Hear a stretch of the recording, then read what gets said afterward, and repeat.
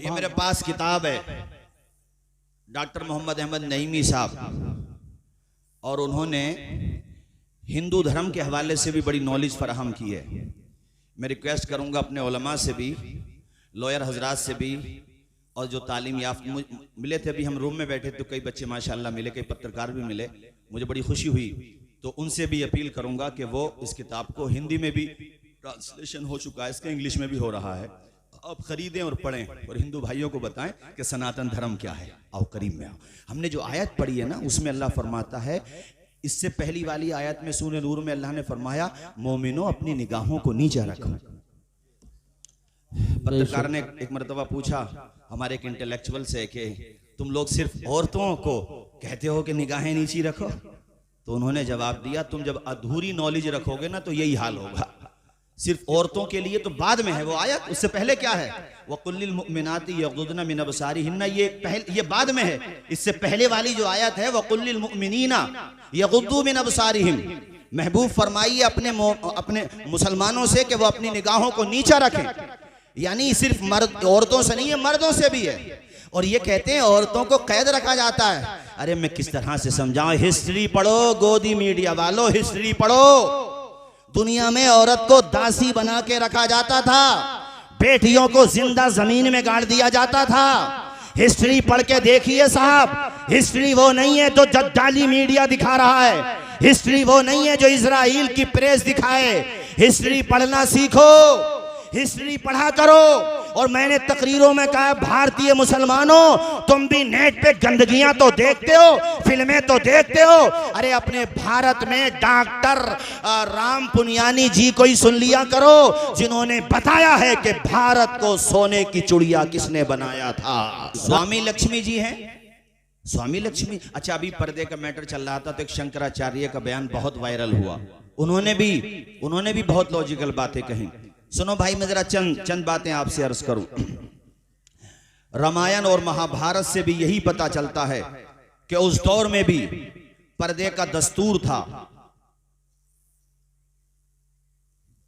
सीता जी को जब पालकी से उतारकर उनको ले जाने लगे रामचंद्र जी के पास, तो सीता जी चूंकि जब वो उनको पालकी से उतारा गया तो आदमी तवज्जोही में थोड़ी देर के लिए पर्दा हट गया। तो उस वक्त देखिए सीता जी के अंदर कितनी शर्म और हया थी। कहते हैं कि वो शर्मा गई और वो हया महसूस करने लगी और उन्होंने कहा मुझे कोई देखे नहीं। यानी आप देखिए कि उधर कहा जा रहा है कुरान में कि तुम अपनी निगाहों को नीचा रखो। और इसी तरह से मैं हवाले दूंगा तो बहुत वक्त हो जाएगा, चूंकि बस मैं आपको चंद किताबों के नाम बता दूं। देखो ऋग्वेद में भी यही है, और इसी तरह मेरे भाइयों रामायण में, महाभारत में। और मैं आपको बताता चलूं, एक मर्तबा क्या हुआ कि लक्ष्मण से बात करने के लिए भेजा, किसी औरत को भेजा, तो लक्ष्मण जी ने अपना मुंह फेर लिया औरत से और सर झुका लिया, यानी देखा नहीं, इतना सम्मान दिया। तो औरतों को तो सनातन धर्म में सम्मान दिया जाता है। आखिर ये सिस्टम क्या चाहता है? क्या बताओ, आज भी हिंदू समाज में औरतें पर्दे के साथ निकलती हैं कि नहीं निकलती हैं? बोलो। अरे जो नहीं निकलता वो राइट टू चॉइस है, वो जाने। लेकिन अगर कोई पर्दा करना चाहता है, हिजाब लगाना चाहता है, तो किसी को इससे क्या तकलीफ है? हाँ, कोई ऐसा काम जिससे दूसरे को तकलीफ होती हो। अब यहाँ एक बात ये आती है कि साहब कॉलेज के मैनेजमेंट को ये इख्तियार है कि वो अपना ड्रेस कोड लागू करे। ड्रेस कोड की मुखालफत नहीं की थी उन बच्चियों ने जो हाई कोर्ट गई थी, नहीं, वो सिर्फ इतना कह रही थी कि हम ड्रेस कोड पहनेंगे मगर हिजाब की अनुमति दो। इसका सल्यूशन उम्मीद करते हैं कि सुप्रीम कोर्ट से ये निकल जाए, और बहुत अदब के साथ कहते हैं सुप्रीम कोर्ट से कि इसका एक हल ये भी हो सकता है, जिस कलर का ड्रेस हो उसी कलर का हिजाब दे दो। वाह वाह वाह वाह वाह वाह, बहुत माशाल्लाह, बहुत अच्छा भाई कारी नासिर साहब, मौलाना अफसर साहब, हल तो ये भी निकल सकता है। और ये वो कहते हैं साहब तुम्हारे मजहब में अनिवार्य नहीं है। अब बताओ तुम्हें इस बात का क्या पता कौन सी चीज हमारे मजहब में अनिवार्य है या कौन सी नहीं है? बताओ ये आप कैसे तय कर दोगे भाई? मजहब में वो कहते हैं कुरान में नहीं है। कुरान तुम पढ़ो, सूरह नूर पढ़ो, सूरह नूर की आयत देखो जो मैंने पढ़ी है। इसी तरीके से सूरह अहज़ाब की आयत देखो 22वें पारे में, कुल्ली अज़वाजिका व बनातिका व निसाइल मुमिनीना युदनीना अलैहिन्ना मिन जलाबीबिहिन्ना, ऐ महबूब फरमाओ अपनी बीवियों से और अपनी बेटियों से। हुजूर कुरान शरीफ में बेटियों कहा गया, इससे उनकी भी जबान बंद हो जाना चाहिए जो कहते हैं हुजूर की सिर्फ एक बेटी थी। नहीं, हुजूर की 4 बेटियां हैं।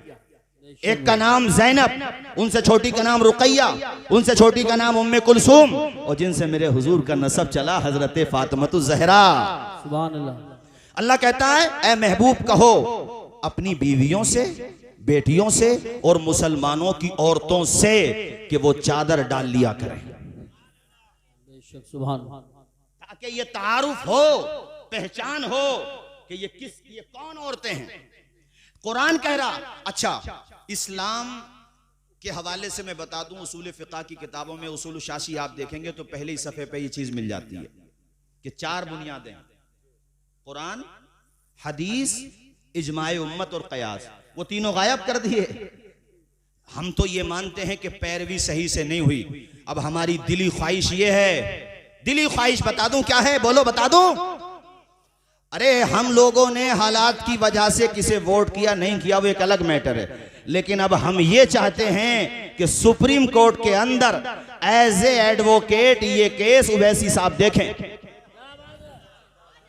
मौलाना एहसान साहब किबला, हम एडवोकेट के एतबार से कह रहे हैं, और भारत के मुसलमान भी सारे मुसलमान कहते हैं कि आप बहुत बहसें करते हैं और बहुत लॉजिकल जवाब देते हैं, लेकिन सुप्रीम कोर्ट के अंदर आप ही केस देखें, ये महमूद पराचा भी हो, कपिल सिब्बल जी भी हो, इस केस को देखें। और फैजान मुस्तफ़ा साहब को मैं रात सुन रहा था तो उन्होंने कहा कि ये मैटर जो है सिर्फ उन दफात का नहीं है जो बताई जा रही है, आर्टिकल 15, आर्टिकल 14, आर्टिकल 25, वो कहते हैं नहीं, इसके अलावा ये आर्टिकल 9 से भी जुड़ता है और यही मैटर आर्टिकल 21 से भी जुड़ता है। तो अब हम ये चाहते हैं कि उवैसी साहब आप सुप्रीम कोर्ट में ये केस लड़ें, और जजिस से हमें उम्मीद है, पूरी उम्मीद है कि चूंकि भारत के हिंदू भाई भी ये चाहते हैं कि ये जो राइट टू चॉइस है और ये जो इक्वालिटी है और ये जो अधिकार है ये सबको मिलना चाहिए ताकि भारत का माहौल खराब ना हो।